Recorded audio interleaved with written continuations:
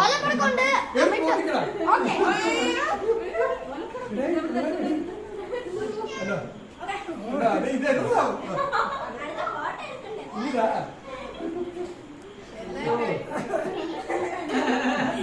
എനിക്ക് രണ്ടോ നല്ല അടിപൊളിയായി കിട്ടിയിട്ടുണ്ട്. എന്തോ തിരി ഇവിടെ ഇവിടെ ഉണ്ട്. ഏതിന്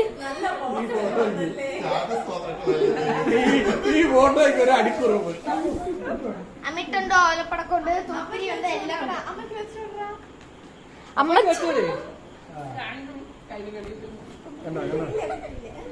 ഞാൻ വച്ച് തന്നില്ല.